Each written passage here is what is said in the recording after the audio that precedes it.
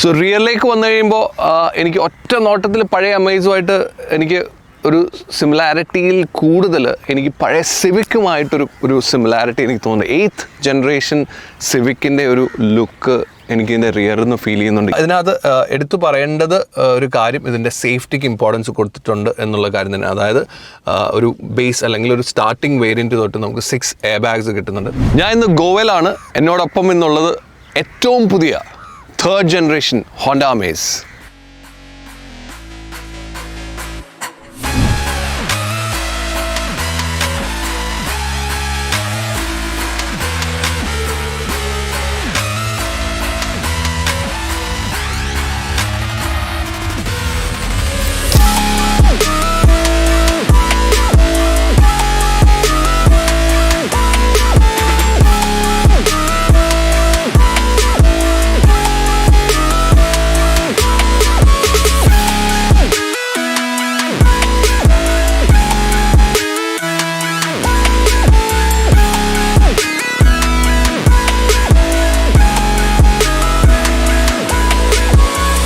First generation Honda Amaze വന്നത് 2013 അതിനുശേഷം 2018 അവരുടെ 2nd ജനറേഷൻ വന്നു. അതിൻ്റെ ഫേസ് ലിഫ്റ്റ് 2021 വന്നു.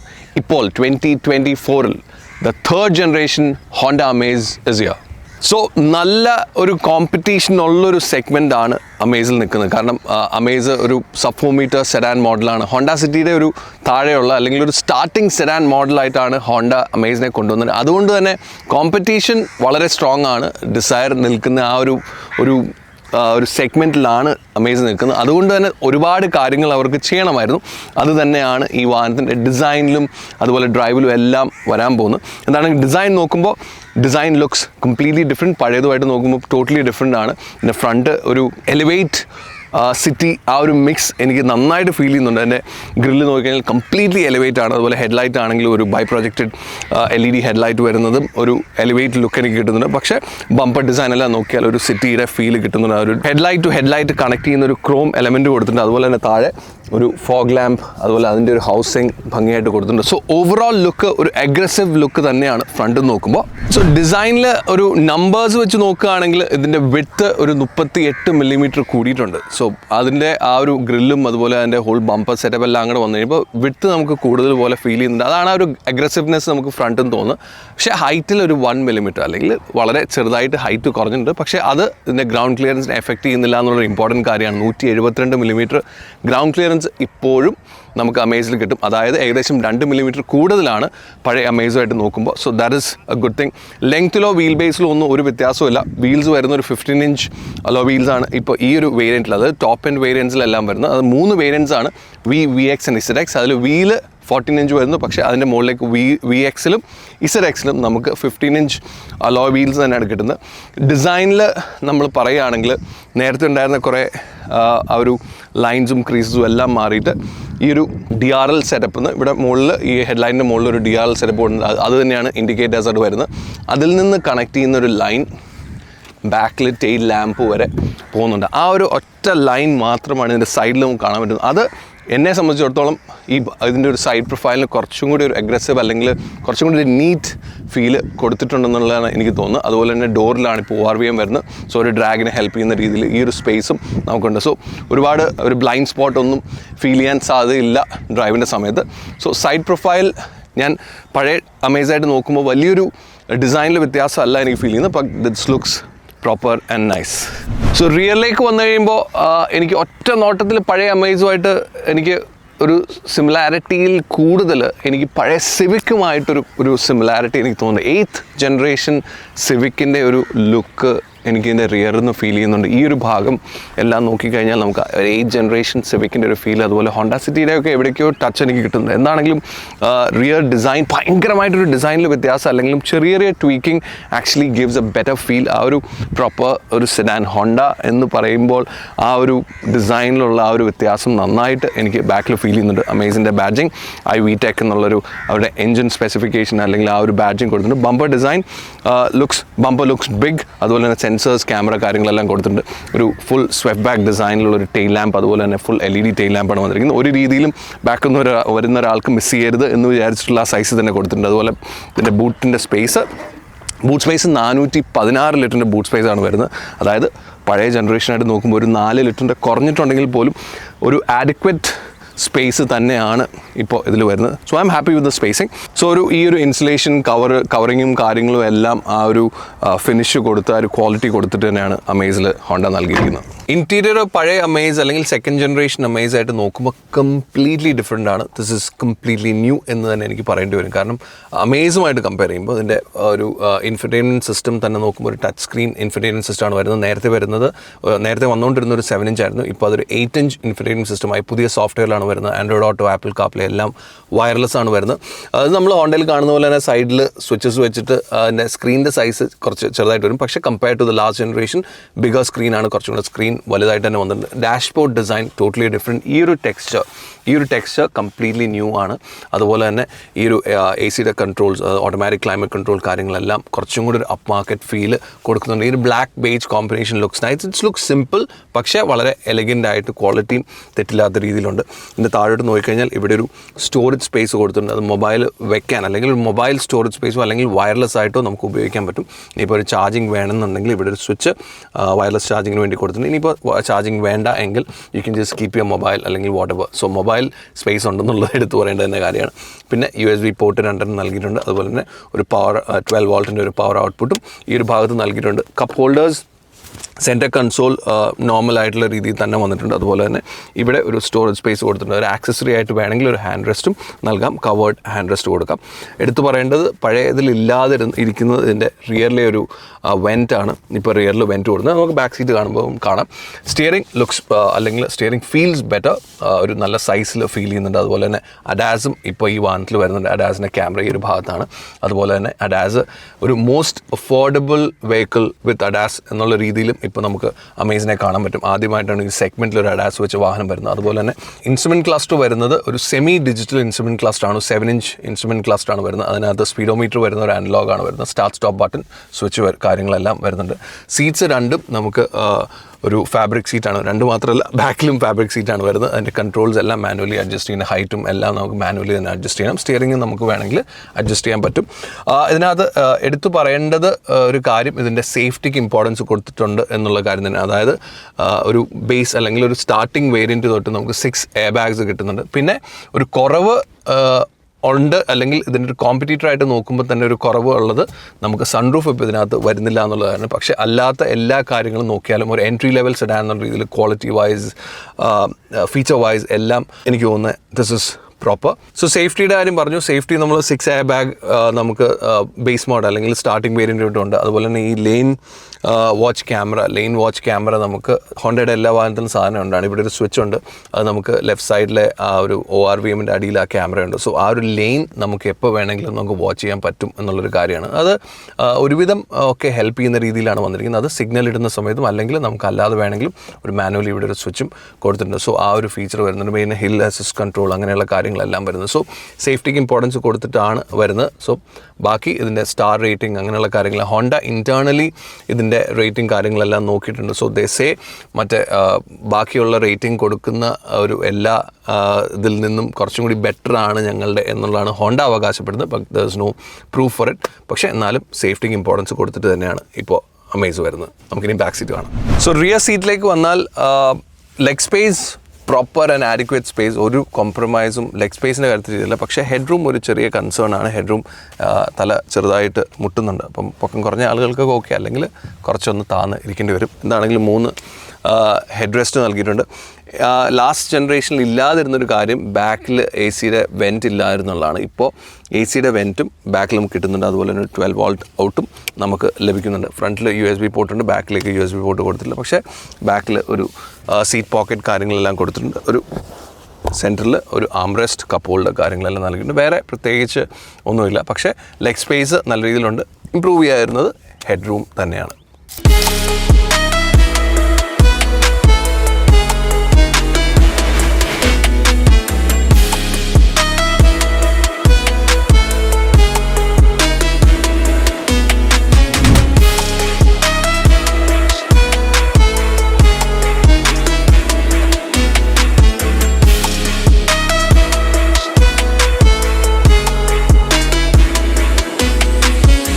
അമേസിൽ വരുന്നത് ഒരു എഞ്ചിൻ ഓപ്ഷനാണ് വരുന്നത്, എന്നാൽ 2 ഗിയർ ബോക്സ് ഓപ്ഷൻ, ഒരു 5 സ്പീഡ് മാനുവൽ, ഒരു CVT വരുന്നുണ്ട്. സോ നമുക്ക് ആദ്യമേ തന്നെ ഈ ഒരു മാനുവൽ, 5 സ്പീഡ് മാനുവലിൻ്റെ കാര്യം പറയാം. സോ എഞ്ചിൻ വരുന്നത് ഒരേ എഞ്ചിനാണ് 2 ഗിയർ ബോക്സിന് വരുന്നത്. ഒരു 1.2 ലിറ്റർ 4 സിലിണ്ടർ പെട്രോൾ എഞ്ചിനാണ് വരുന്നത്. ഡീസൽ എഞ്ചിൻ ഓപ്ഷൻ ഇല്ല. അത് കഴിഞ്ഞ ജനറേഷനോടുകൂടി ഒരു ഫേസ് ലിഫ്റ്റിനോട് കൂടി തന്നെ ഡീസൽ എഞ്ചിൻ ഡിസ്കണ്ടിന്യൂ ചെയ്താണ്. ഇപ്പോൾ ഒരു പെട്രോൾ എഞ്ചിൻ മാത്രമാണ് വരുന്നത്. 1.2 ലിറ്റർ 4 സിലിണ്ടർ ആണ് വരുന്നത്. അതിൽ ഇപ്പോൾ മാനുവൽ ഗിയർ ബോക്സ് ആണ് വരുന്നത്, 5 സ്പീഡ് മാനുവൽ.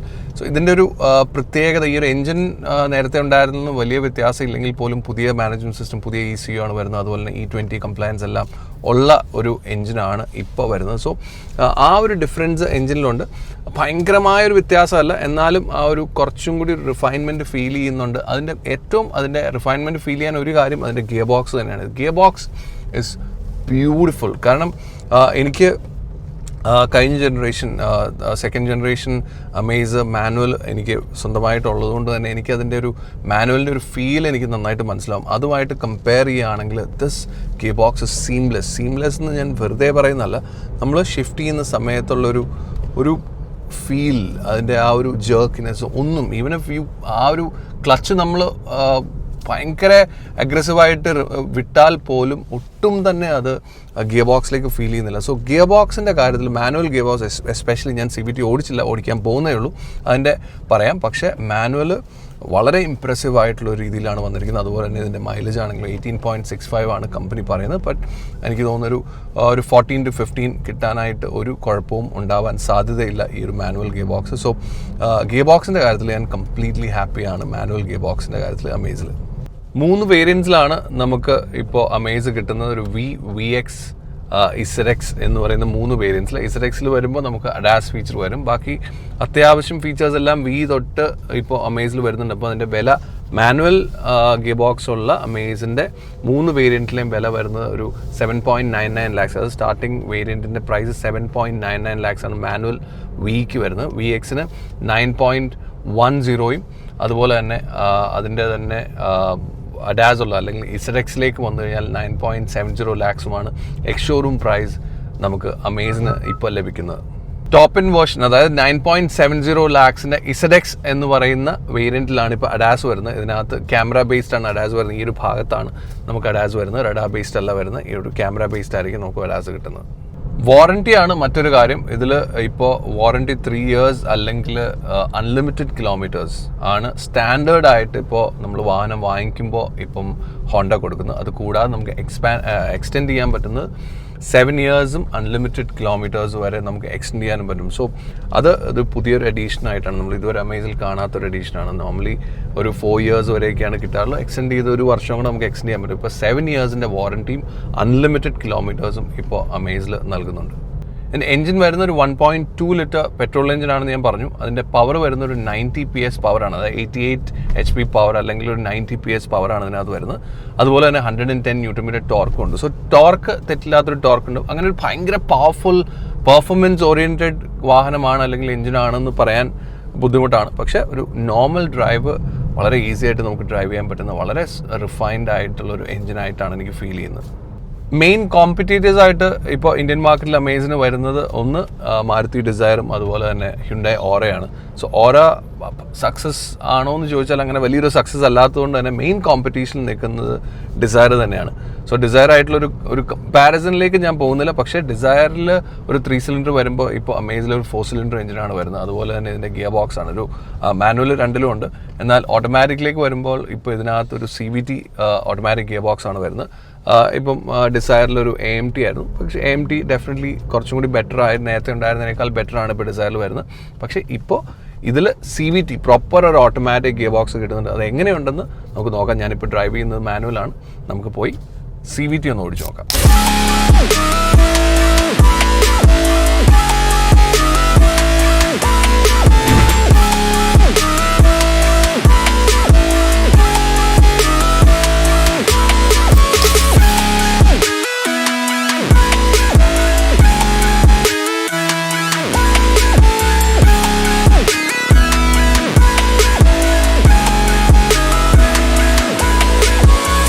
ഇപ്പോൾ നമ്മൾ ഡ്രൈവ് ചെയ്യുന്നത് CVT ആണ്. CVT എടുത്തപ്പോൾ തന്നെ ഫസ്റ്റ് ഫീലിംഗ് നമുക്ക് ഹോണ്ടയുടെ ഇപ്പോൾ സിറ്റിയിലാണെങ്കിലും അതുപോലെ എലിവേറ്റിലാണെങ്കിലും ഇപ്പോൾ അമേസിലാണെങ്കിലും എല്ലാം നമുക്കൊരു പ്രോപ്പർ CVT തന്നെയാണ് വരുന്നത്.